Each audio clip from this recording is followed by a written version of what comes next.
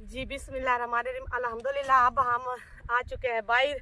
सब्ज़ी जो हमारी बहुत लेट हो चुकी है, तो हम जो है सब्ज़ी लगाने आए, तो आगे आए तो जो ज़मीन है ना वो जो है सख्त हो चुकी है, तो उसको पहले हम करते हैं कई के साथ उसकी खुदाई, और उसके बाद जो है हम फिर जो है ना इसमें लगाएंगे सब्जियां अपनी।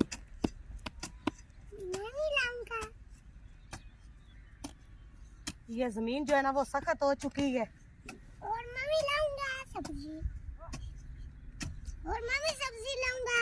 अच्छा हाँ, मैं ला रहा हूँ। मम्मी काम करें? जी